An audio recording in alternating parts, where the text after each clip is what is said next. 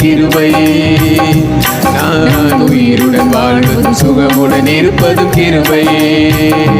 நான் நிற்பதும் நிர்மூலமாகாததும் தேவ கிருபையே.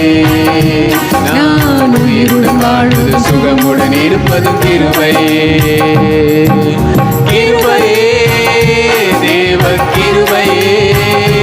தேவ கிருபையே. தேவ கிருபையே. கிருபையே தேவ கிருபையே. தேவ கிருபையே. தேவ கிருபையே. நான் நிற்பதும் நிர்மூலமாகாததும் தேவ கிருபையே. நான் உயிருடன் வாழ்வதும் சுகமுடன் இருப்பதும் கிருபையே.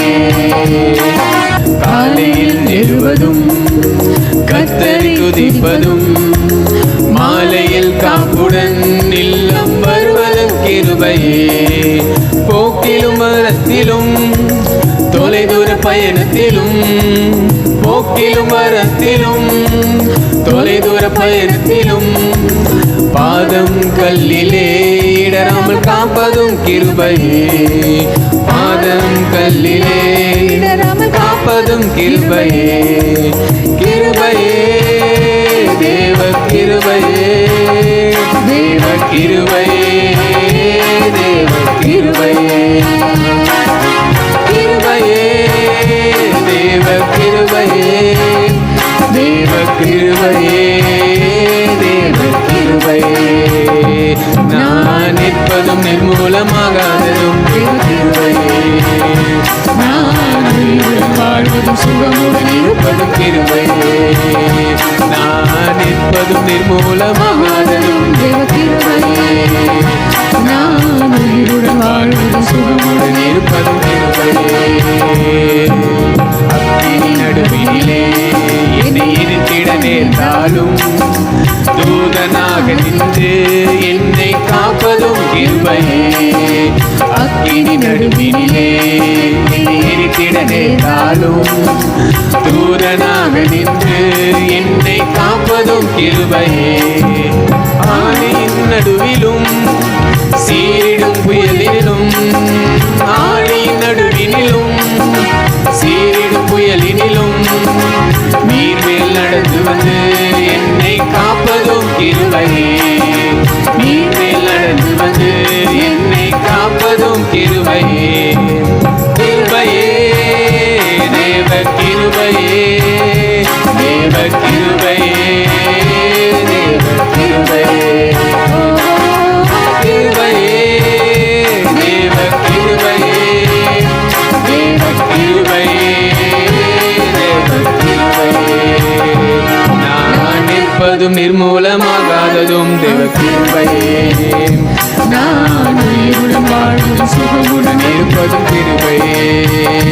நான் நிற்பதும் நிர்மூலமாகாததும் தேவ கிருபையே. நான் உயிருடன் வாழ்வதும் சுகமுடன் இருப்பதும் கிருபையே. பெற்றுக்கொண்ட நீங்கள் தைரியமாய் போய் காரியங்களை சொல்லுகிறீர்கள். அது உங்களுக்கு நடக்கும், உங்களுக்கு ஆகும், உங்களுக்கு கிடைக்கும். ஒரு வெற்றியின் வாழ்க்கையை நீங்கள் வாழுவீர்கள். வெற்றிகரமான வாழ்வை வாழ்வதற்கான நமக்கு ஆண்டவர் இந்த காரியங்களை சொல்லித் தருகிறார். இது குறித்து ஒரு சம்பவத்தோடு கூட சொன்னால் உங்களுக்கு நல்லா இருக்கும்னு நான் நினைக்கிறேன். வாசியுங்கள். லூக்கா 5வது அதிகாரம் 2 6, 9. அப்போது கடற்கரையில் நின்ற 2 படகுகளை கண்டான். மீன் பிடிக்கவுள்ள அவர்களை விட்டு இறங்கி வலைகளை அலசி கொண்டிருந்தார்கள். அப்பொழுது அந்த படகுகளில் ஒன்றில் ஏறினான். அது சீமோனுடையதாக இருந்தது. அது கரையிலிருந்து சற்றே தள்ளும்படி அவனை கேட்டுக்கொண்டு அந்த படகில் உட்கார்ந்து ஜனங்களுக்கு போதகம் பண்ணினார். அவர் போதம் பண்ணின பின்பு சீமோனை நோக்கி, ஆழத்திலே தள்ளி கொண்டு போய் மீன் பிடிக்கும்படி உங்கள் வலைகளை போடுங்கள் என்றார். இதற்கு சீமோன், ஐயரே, முழுதும் நாங்கள் பிரயாசப்பட்டோம், ஒன்றும் அகப்படவில்லை. ஆகிலும் உம்முடைய வார்த்தையின்படியே வலையை போடுகிறேன் என்றார். அந்தபடியே அவர்கள் செய்து தங்கள் வலை கிழிந்து போகத்தக்கதாய் மிகுதியான மீன்களை பிடித்தார்கள். அவர்கள் திரளான மீன்களை பிடித்த நிமித்தம் அவனுக்கும் அவனோடு கூட இருந்த யாவருக்கும் பிரமிப்பு உண்டானது. எல்லாம் கவனிங்க. நைட்டு ஃபுல்லும் வலை வீசுகிறாங்க. நைட்டு வந்தாட்டாங்க. நைட்டு 12 மணிக்கு ஆரம்பிச்சது. போட்டு வலையை வீசி வீசி எத்தனை வாட்டி வீசியிருப்பான். வீசி எடுத்தா ஒன்றும் கிடைக்கல, ஒரு சின்ன மீன் குஞ்சு கூட கிடைக்கல. அவன் அந்த இடத்துல சுற்றி சுற்றி வீசிட்டான். வீசி கிடைக்கல. எவ்வளோ வலி, உடம்புல வலி. ஏன்னா வெறும் வலையை இழுத்து இழுத்து இழுத்து 2 பேரும் டயர்டாயிட்டாங்க. டயர்டாயிட்டு கடைசியில் சொல்லிட்டான், ஏப்பா நீங்கள் அவ்வளோதான்டா, பேக்கப் அப்படின்னு சொல்லிட்டான். அப்போ பேக்கப் அப்படின்னோடனே எல்லாம் பேக்கப் பண்ணுறது. அந்த அவங்க என்ன செய்வாங்க, வலையை அலசுவாங்க. இப்படியே அலசிக்கிட்டே இருக்காங்க. இன்னும் கேட்டால் நான் என்ன சொல்கிறேன், மனசை அலசிக்கிட்டே இருக்கிறீங்க, உட்காந்து அலசிறீங்க. ஏன் முன்னேற முடியல, ஏன் காசு இல்லை, ஏன் விரக்தி, ஏன் வெறுப்பு, ஏன் இப்படி சூழ்நிலை, ஏன் இதுன்னு உட்காந்து அலசிக்கிட்டு உட்காந்துருக்குறீங்க. அவன் இப்படி பண்ணிட்டான், இவன் இப்படி பண்ணிட்டான், இது எனக்கு இப்படி வரல, அப்படி வரல. ஒருவேளை இந்த இடம் சரியில்லை, இந்த இடத்த விட்டு வேறு எங்கேயா போய் இது மீன் பிடிக்கலாமா, இல்லது எங்கேயாவது ஓடிடலாமா, இல்லது தொழிலை மாற்றிக்கலாமா. மீன் பிடிக்கிறத தவிர தொழிலை மாற்றிக்கலான்னா, தொழில் இத்தனை வருஷமாக இப்போ பேதருக்கு வயசு 30ன்றாங்க, 29 வயசோ இங்கே தண்ணியில் கிண்டில் விளையாடி இங்கே நம்ம இவ்வளோதான் தெரியுது. தொழிலை மாற்றினா தொழில் ஒன்றுமே தெரியாது, மீன் பிடிக்கிறதோட வேறு எனக்கு தெரியாது அப்படின்னு அலசிட்டு இருக்காங்க. அலசிக்கிட்டே இருக்கிறான். அலசிட்டு இப்போ அப்படியே இருக்கிறான். மனசை போட்டு அலசிக்கிட்டு இருக்கிறீங்க. ஏன் எனக்கு மட்டும், ஏன் எனக்கு மட்டும், ஏன் எனக்கு மட்டும், நான் பிறந்த நேரம் சரியில்லையா, வாழற நேரம் சரியில்லை, அலசி விடை கண்டுபிடிச்சிங்கன்னா இல்லை, வெறும் வலையை அலசிட்டு உட்காந்துருக்கிறீங்க. இல்லை வெறும் வலையை போட்டு அலசிட்டு உட்காந்துருக்கிறீங்க. மனசை போட்டு இப்படி தான் அலசின்னு உட்காந்துருக்கிறீங்க. ஒன்றும் பதிலும் கிடைக்கல, ஒன்றும் கிடைக்கல. என்னடா வாழ்க்கை இது, யார்கிட்ட போய் சேர்ந்தா போயிடலாம் அப்படின்னு கூட தோணுது. எதுக்கு போகிறதா எதுக்கு வாழ்ந்ததே தெரியல. இப்படி மனசில் அலசிக்கிட்டு குழப்பிக்கிட்டு போராடிட்டு உட்காந்துருக்குறீங்க. இதே மாதிரி தான் 2 பேரும் அலசிட்டு உட்காந்துருக்கான். ஏன்னா அன்றைக்கும் மீன் கிடைக்கல, இன்றைக்கும் மீன் கிடைக்கல, என்னடா இது வாழ்க்கை அப்படின்னு அலசிட்டு இருக்கிறான். இந்த நேரம் பார்த்து அவர் வர்றார். யார், நம்ம தலைவர். வந்துட்டு ஏற்கனவே அவன் டயர்டாக இருக்கிறான். அவன் சொல்கிறான், ஏப்பா ஒரு போட்டை தள்ளுடா, நீ தண்ணியில் தான் நிற்கிது, தள்ளு, கரைக்கு தள்ளு அப்படின்னு. ஏற்கனவே கரையில் தள்ளி வச்சு இன்னும் நல்லா மேலே தள்ளு, நான் பிரசங்கம் பண்ணணும் அப்படின்னு. நான் உடனே அவங்க என்ன செஞ்சாங்க, தள்ளி மேலே தூக்கி விடுறாங்க. உட்காந்தானே இவர் வேறு பிரசங்கம் ஆரம்பிச்சிட்டார். இவன் மனசில் அலசிக்கிட்டே இருக்கான். இவர் பிரசங்கம் பண்ணினார், போதகம் பண்ணுறார். போதகம் எத்தனை மணி நேரம் ப்ரீச்சிங் போகுது. நான் நினைக்கிறேன் இவன் கேட்ட ஒவ்வொரு கேள்விக்கும் பதில் சொல்லியிருப்பான். ஏன் மனுஷ வாழ்க்கை எப்படி இருக்குது, ஏன் இப்படி போராட்டம் இருக்குது. இது யாருன்னா இவரோட வார்த்தைகள் கிடையாது, பிதா கொடுத்த வார்த்தைகள், பிதா கொண்டு வந்த வார்த்தைகள். Logos written word of God. அந்த வார்த்தைகளை, பிதா சொன்ன வார்த்தைகளை அப்படியே கனெக்ட் பண்ணி அந்த போட்டில் உட்காந்து சொல்லிக்கிட்டே இருக்கார். இவருடைய ஒவ்வொரு குறைக்கும், ஒவ்வொரு சந்தேகத்துக்கும், ஒவ்வொரு குழப்பத்திற்கும், ஒவ்வொரு அவிசுவாசத்திற்கும், ஒவ்வொரு சோர்வுக்கும், ஒவ்வொரு கலைப்புக்கும் வார்த்தைகள் அப்படியே வந்துக்கிட்டே இருக்குது. வந்த உடனே கொஞ்சம் கொஞ்சமாக அப்படியே சோர்ந்து போய் அழைச்சுவேன். நல்லா அப்படியே ஸ்டெட்டியாக வரான், நிற்கிறான். என்னடா இது, இப்படி ஒரு பிரசங்கம் கேட்டதே இல்லையே, அதுவும் ஏன் போட்டில் உட்காந்து பிரசங்கம் பண்ணுறாரு அப்படின்னு விசுவாசம் அப்படியே அவனுக்கு பீரிட்டு எழுது. நான் நினைக்கிறேன் ஒரு 3 மணி நேரம் 3.5 மணி நேரம் கேட்டிருப்பான் பிரசங்கம். பார்த்த உடனே இப்போ சொல்லிட்டார், கேட்டுட்டு இல்லைப்பா வார்த்தைகளை, இதுதான் லோகோஸ். அப்போ அவனை சொல்கிறாரு, ஆழத்தில் தள்ளு, படக எங்கே செய்ய பாருங்க. போதின பேர் மீன் பிடிக்க முடியும் ஆழத்தில் சீமோனை நோக்கி. பிரசங்கம் கேட்டு முடிச்சிட்டல, ஹலோ பிரசங்கம் கேட்டு முடிச்சுட்டு கேட்டுக்கிட்டேன் என்ன தேவனுடைய விருப்பம் என்னன்னு சொல்லிட்டேன். தேவனுடைய விருப்பம் நீ இப்படி உட்காந்துக்கிட்டு ஒன்று ஃபெயிலியரில் உட்காந்துக்கிட்டு மீன் பிடிக்காமல் அன்சக்ஸஸ்ஃபுல்லாக இருக்கிறது தேவனுடைய விருப்பம் கிடையாது. உன் வாழ்க்கைக்கு வேண்டிய அனைத்து காரியங்களும் அவர் வைத்திருக்கிறார், அனைத்து வல்லமைகளும் வைத்திருக்கிறார். உனக்கு அதிகாரம் கொடுக்கப்பட்டிருக்கிறது, அதிகாரத்தோடு கூட செல்ல வேண்டும். அதிகாரம் இல்லாமல் போனால் ஒன்று உனக்கு கீழ்ப்படியாது, இது கடல் உனக்கு கீழ்ப்படியாது, மீன் உனக்கு கீழ்ப்படியாது, எதுவும் உனக்கு கீழ்க்கப்படியாது. நீ தேவனுடைய வார்த்தையை கேட்டு கேட்டு கேட்டு அந்த வார்த்தைகளை பெற்றுக்கொள்ளும் போது நீ தேவனை மாதிரி மாறுவ. நீ உனக்கு உன்னுடைய கையின் பிரயாசங்களை நான் ஆசீர்வதிப்பேன். இப்போ நீ உன் சொந்த அறிவை கொண்டு, அனுபவத்தை கொண்டு, எல்லாத்தையும் கொண்டு செஞ்ச வெறுமையாக நிற்கிற. இப்போ என்னுடைய வார்த்தையை கொண்டு நீ போக போகிற, உனக்கு பெரிய விடுதலை தருகிறேன் என்று சொல்லுகிறார். அவர் சொல்கிறார் ஆழத்தில் போன்னு. ஆனால் இவன் நிறைய சரித்திரார் சொல்கிறாங்க, அது ரொம்ப லோக்கலில் கரையில் பிடிக்கிற போட்டு ரொம்ப ஆழத்துக்கு போகாது, ஆனால் ஆழத்துக்கு எடுத்துகிட்டு போக சொல்கிறார். இதெல்லாம் அவனுக்கு வித்தியாசம். அதுவும் பகல் 12 மணிக்கு 3 மணிக்கு எடுத்துகிட்டு போனால் எல்லாம் சூடாக இருக்கும், மீன்லாம் கீழே போயிடும். ஆனால் அவனை கூட்டுட்டு போயிட்டு ஆழத்தில் கொண்டு போய் உங்கள் வலைகளை போடுங்கள் என்றார். ஆழத்தில் போடுப்பா தம்பி, எழுந்துரு, கேட்ட எல்லாம் வார்த்தை வசனம்லாம் அடுத்தது ஆக்ஷனில் இறங்கு. ஐயரு, நைட்டில் எங்களுக்கு மீன் கிடைக்கல, இப்போ எப்படி கிடைக்கும்? ஆனால் ஒன்று எனக்கு தெரியும், என் வார்த்தை கிடையாது, என்னுடைய அனுபவம் கிடையாது, எல்லாம் எதுன்னு கிடையாது, உங்கள் வார்த்தையை சொட்டிட்டு பாருங்க. நீங்கள் அவ்வளோ நேரம் கேட்டுட்டு இருந்தேன், 3 மணி நேரம் கேட்டுட்டு இருந்தேன், அது லோகாஸ் கேட்டுட்டேன். இப்போ ரேமா வருது. The word that proceeding out of his mouth, அந்த வேர்ட் வாயிலிருந்து வருகிற வார்த்தை, அந்த வாயில் வருகிற பிரசன்ட் வார்த்தை, அப்போ நிறைவேற்ற வார்த்தை, அந்த நேரத்தில் வல்ல அதிகாரத்தை கொண்டு வருகிற வார்த்தை, அந்த வார்த்தையை சொல்கிறேன் அப்படின்னு நான் சொல்கிறான். என் வார்த்தையின்படி இல்லை, உம்மது வார்த்தையின்படி. ஏன்னா நீங்கள் சொல்லிட்டீங்க, அந்த வார்த்தையின்படியே நான் வலையை போடுறேன்னு போட்டா ஒரே ஸ்ட்ரோக்கு, ஒரே அடி. எப்படியும் 1000 வாட்டி போட்டு இழுத்துருப்பான். ஒரே வாட்டி வலையை கிழிஞ்சு போகிற மாதிரி அங்கே நிரம்பிடுச்சு. அவனை போட்டு திரளான, அதுக்கு அப்புறம் பார்த்தீங்கன்னா திரளான மீன்களை, திரளான மீன். நான் எவ்வளோ மீன் யாக்க வாழையை கிழிஞ்சிரும் போல. இந்த மாதிரி அவன் வாழ்க்கையில் பார்த்ததே கிடையாது, இந்த மாதிரி கேட்டதும் கிடையாது, இப்படி ஒரு இது கிடையாது. அதான் மாதிரி ஏசப்பா வார்த்தைகளை கேட்டிங்கன்னா, அவங்ககிட்ட சொன்ன பாருங்க, ஏசப்பா வார்த்தையை கேட்டிங்கன்னா திரளா பிடிப்பி சொல்லு போல, திரளான ஆசீர்வாதம், திரளான ஆசீர்வாதம், மிகப்பெரிய ஆசீர்வாதம். ஆமென். நான் பெற்றுக்கொண்டே தீருவேன். அப்படிதான். அப்போ அவன் வலைய வீசுறான், பிடிச்சி இழுத்தா முடியல. பிரமிப்பு உண்டாச்சா? என்ன உண்டாச்சு? பிரமிப்புனா என்ன? பிரமிச்சிருக்கு, வாயடைஞ்சு இருக்குது, ஆன்னு இருக்குது. என்னன்னு புலம்பிட்டு இருந்தாலும் பிரமிச்சு நின்ட்டான். இப்படி ஒரு வெற்றியை உலகத்தில் அவன் அனுபவிச்சதே கிடையாது. 30 வருஷ வாழ்க்கையில் இப்படி ஏற்பட்ட மிகப்பெரிய வெற்றி, மிகப்பெரிய ஜெயம், மிகப்பெரிய வாழையை கிழிந்து போகத்தக்கதா மீன்களை பிடிச்சதே கிடையாது. இப்போ அவன் போட்டுட்டான். போட்டு இழுத்துட்டு அவன் சொல்கிறான், ஆண்டவரே உங்களுடைய வலையை வார்த்தையின்படியே வலை. அவரோட வார்த்தை அப்படியே வருது டக்குன்னு. நல்லா கவனிங்க, வேதத்தை படிக்கிறீங்க, வேதத்தை படிச்சுக்கிட்டே இருங்க.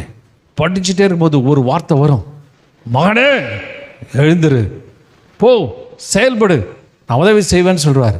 அதை நீங்கள் வார்த்தையை கேட்டுக்கிட்டு நீங்கள் அதன்படி செயல்பட்டீங்கன்னா ஒரு மிகப்பெரிய விடுதலை நீங்கள் என்ன செய்வீங்க?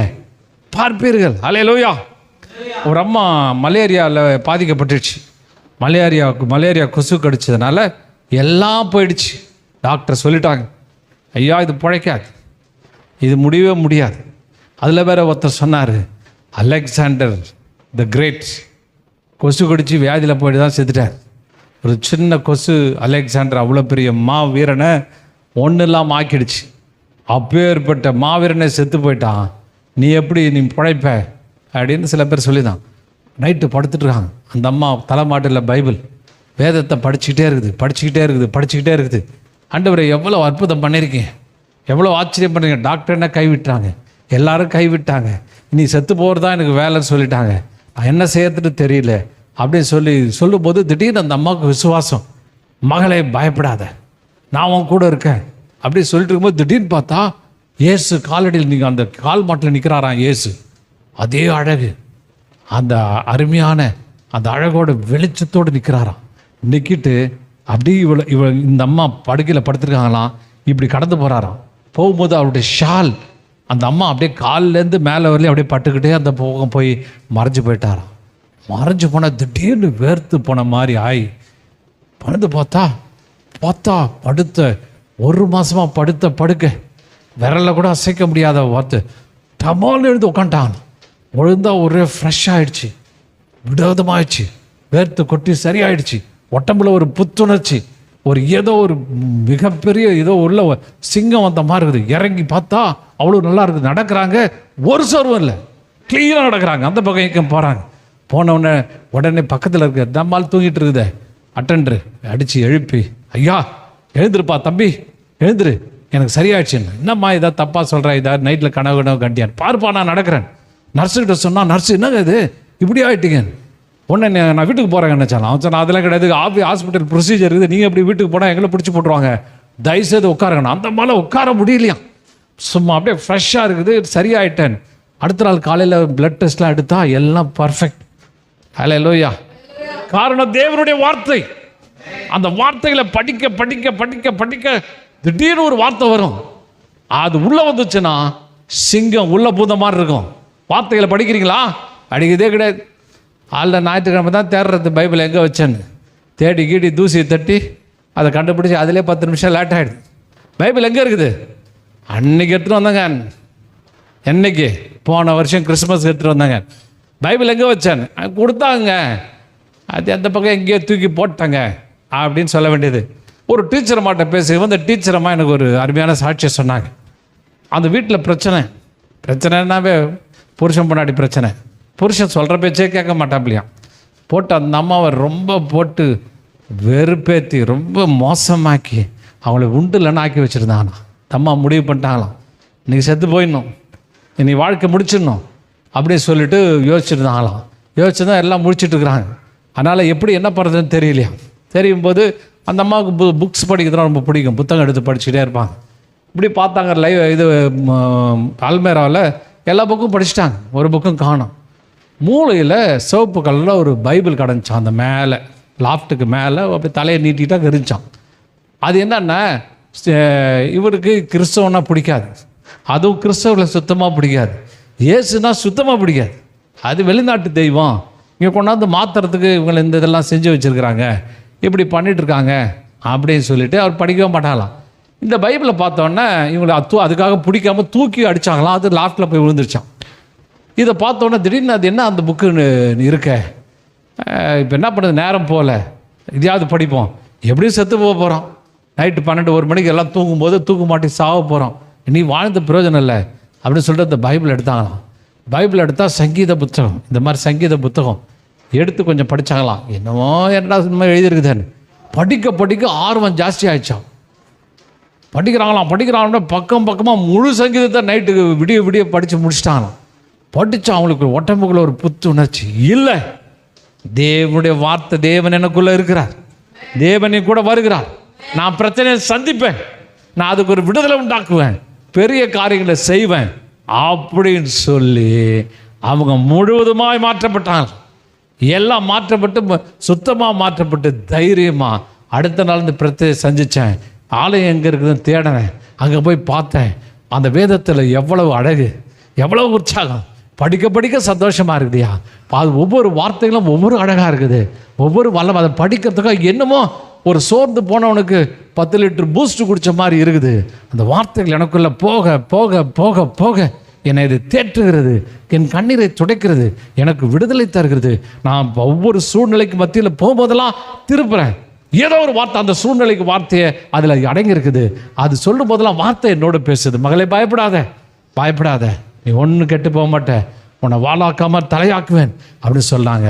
நான் செத்து இருந்தால் இன்னும் எத்தனையோ வருஷம் ஆகிட்டுருக்கோம். பாருங்க, குடும்பம்லாம் கிறிஸ்துக்குள்ளே மாட்டிட்டேன். இன்றைக்கி எல்லா இடங்களிலும் இயேசுவை குறித்து நான் சொல்லி கொண்டிருக்கிறேன், இயேசுவை குறித்து நான் உயர்த்தி கொண்டிருக்கிறேன் அப்படின்னு அவங்க சொன்னாங்க. ஹல்லேலூயா. அப்போ தேவனுடைய வார்த்தை படிக்கணுங்க. ரேமா எனக்கு எடுத்தோன்னே ரேமா வந்துடணும் அப்படின்னா கிடையாது. நல்ல வேதத்தை வாசிக்கிறோம், தியானிக்கணும் அப்படின்னு. அப்போ ஆண்டவர் பார்த்தீங்கன்னா 2 விதங்களில் பேசுகிறார். ஒன்று பார்த்தீங்கன்னா தேவனுடைய வார்த்தையின் வழியாய் பேசுகிறார், ரிட்டன் வேர்ட் ஆஃப் காட். வார்த்தைகள் அடங்கி அந்த புத்தகத்தை படிக்க படிக்க படிக்க படிக்க உங்ககிட்ட சொல்லிட்டு இருப்பார், நீ இப்படி யோசிக்கிறியே, இது சரியில்லை, அது சரியானதில்லை, இது இப்படித்தான் யோசிக்கணும் அப்படி சொல்லி தந்துக்கிட்டே இருப்பார். நீங்கள் அதுக்கப்புறம் கொஞ்சம் நேரம் ஆண்டவரோடு கூட செலவிடணும். ஹல்லேலூயா. இப்போ ஆண்டவர் சொன்னார், தாவீது சொல்கிறான், கர்த்தரன் மேய்ப்பராக இருக்கிறார், நான் தாட்சி அடையேன், அவர் என்னை புல்லுள்ள இடங்களில் மேய்த்து அமர்ந்த தண்ணீர் அண்டையிலே போய் நடத்துகிறார். அப்படின்னா என்னென்னா, முதல்ல ஆட்டை கொண்டுட்டு போகிறார், நல்ல செழிப்பாக சும்மா சரியான புல் அந்த வறண்ட நிலத்தில், அங்கே காஞ்சி போன இடத்துல நல்ல இடங்களை செலக்ட் பண்ணி சாப்பிட வைக்கிறார். ஆடு பார்த்தா சும்மா பசியில் எல்லாத்தையும் அட்டுக்கு முடகனை கட்டிச்சு தின்னுட்டு அது கூட விட்டுறதில்ல. அந்த ஆட்டை அப்படியே கூட்டு போயிட்டு அமர்ந்த தண்ணீர் அண்டை, ஸ்டில் வாட்டர்ஸ். அப்படின்னா என்னன்னா, ஒரு அலம்பல் இல்லாமல் ஸ்டில் வாட்டர்ஸ் பார்த்தீங்கன்னா தெளிவாக இருக்கும், குழப்பம் இல்லாமல் இருக்கும், தூசி இல்லாமல் இருக்கும். இப்போ தண்ணி ஓடிக்கிட்டே இருந்ததுன்னா நிறைய அழுக்கு அடிச்சுட்டு வரும். சத்தகத்தெல்லாம் அடிச்சிடும். ஸ்டில் வாட்டர்ஸில் அதெல்லாம் இருக்காது, தெளிவாக இருக்கும். அங்கே கொண்டு போய் விடுறார். விழுந்த உடனே அந்த ஆடு என்ன பண்ணுது, அந்த தண்ணீரை குடிச்சிட்டு அப்படியே அமைதியாக அந்த தண்ணி வாட்டர் பக்கத்தில் குளிர்ந்த சூழ்நிலையில் அமைதியாக அப்படியே இருக்குது. அந்த தண்ணீரை மனதை ஸ்டில் பண்ணுறது. ஹல்லேலூயா. நீங்கள் வேத வசனத்தில் படித்து திருப்பி அசை போடணும். என்ன படித்தேன்னு நீ காலைல அவசரத்தில் போகும்போது வாசிக்கிறது, வாளாக்காமல் தலையாக்குவேன், அதோட கிளம்பி ஓடுறது. திருப்பி ஏதாவது ஒரு வார்த்தை 2 வார்த்தை அப்படி படிச்சுட்டு ஓடிடுது. பிச்சைக்காரத்தனமாக 2 வசனம் 3 வசனம் நல்லா தான் எடுத்து வாசிக்கிறேன். வாசிச்சு அந்த ஆடு என்ன செய்த, ஸ்டில் வாட்டர்ஸில் உட்காந்து மனசை அப்படியே அமைதிப்படுத்திக்கிட்டு தேவன் சொன்ன வார்த்தைகள், அவர் கொடுத்த அந்த போஜனம், புசிப்பு, அந்த காரியங்களை கேட்டு யோசிச்சு வரும்போது பரிசுத்த ஆவியானவர் உங்களை இருதயத்தை அப்படியே ஸ்டில் ஆக்குவார். தெய்வீக சமாதானம் உங்களுக்குள்ள அப்படியே ஓடிக்கிட்டே இருக்கும். தேவ பிரசன்னம் உங்களை அப்படியே சூழ்ந்துக்கிட்டே இருக்கும். ஒரு விதமான இளைப்பாறுதலை நீங்கள் அனுபவிப்பீங்க. உங்களுடைய இருதயம் அப்படியே தத்தளிக்க இல்லாமல், குழப்பம் இல்லாமல் அப்படியே அமைதியாக இருக்கும். அப்படியே பரலோகத்தின் சமாதானத்தை இந்த உலகத்திலே கண்டு ருசிப்பீர்கள். அல்லேலூயா. எவ்வளோ அழகான வார்த்தைகள் பாருங்கள். தாவீது அதை ருசித்து எழுதியிருக்கிறான். அப்போ நீங்கள் நல்ல ஒரு ஆடு மாதிரி வேத வசனத்தை நல்லா மேய்ஞ்சிங்கன்னா, நல்லா மேய்ஞ்சிட்டு நல்லா வயிறை ஃபுல்லாக்கிட்டு அதை சாப்பிட்டுட்டு வந்து ஆவியானுடைய துணையோடு கூட இருந்து அவைகளை யோசித்து கொண்டே இருப்பீர்களானால், தியானித்து கொண்டே இருப்பீர்களானால், உங்களுடைய மனதை அப்படியே அமைதிப்படுத்தி கொண்டே இருப்பீர்களால், அது தண்ணீர் போல், அமர்ந்த தண்ணீர் போல் உங்கள் சிந்தனைகள்லாம் அப்படியே சரியாயிடும். நீங்கள் அப்படியே இளைப்பாறுதலை அனுபவித்து கொண்டே இருப்பீர்கள். ஆமென். இளைப்பாறுதல், ரெஸ்ட், பீஸ், அதை நீங்கள் அனுபவிப்பீங்க. நீங்கள் சந்தோஷமாக இருப்பீங்க. தேவன் உங்கள் வாழ்க்கையில் என்ன செய்வார், அவர் உதவி செய்வார். அப்போ 2 காரியம் ரொம்ப முக்கியம். உலகத்தில் எல்லா காட்டிலும் விசேஷமான வார்த்தைகளை நீங்கள் நல்லா தியானிக்கணும். 2வது, அவர் சொல்கிற வார்த்தைகள், அவர் உங்கள்கிட்ட பேசுவார்.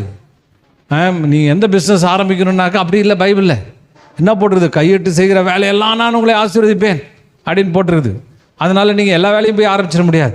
நீங்கள் உட்கார்ந்து அமைந்திருந்து காத்துறதுங்கன்னா ஆண்டவர் சொல்லுவார், நீ இப்போ இந்த வேலையை செய், நீ இந்த காரியத்தை செய், நீ கிழக்க போகாத, மேற்க போ, இதை சொல்லாத, அதை செய்யாதன்னு அப்படியே லீட் பண்ணுவார். அதுதான் ரேமா.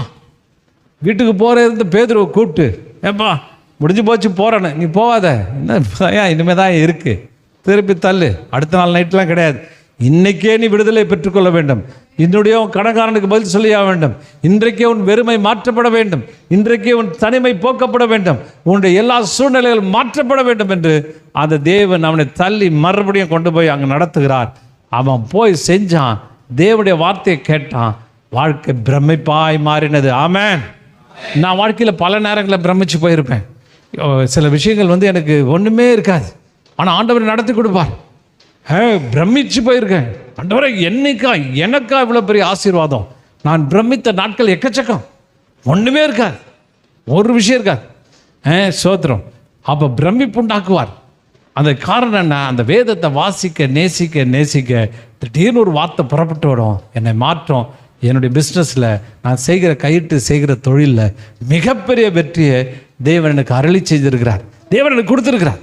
அதுதான் அப்போ பிரமிப்புன்னா வாயை பொழுதுட்டு பார்க்கறது. அல்லேலூயா புலம்பிட்டு இருந்தேன் ஒன்று அப்படின்னு உங்களை என்ன செய்வார், அப்படி மாற்றணுமா? அப்படியே வேணாங்க, இருக்கிறது எப்போதும் அப்படியே இருக்குது, வெந்ததை பார்த்து சாப்பிட்டுட்டு குடிச்சிட்டு அப்படியே படுத்துக்கிறேங்க. அது தேவன் உங்களை எடுத்து உபயோகப்படுத்துவார், உங்களை ஆசீர்வதிப்பார், பெரிய காரியங்களை செய்வார். ஆமென்.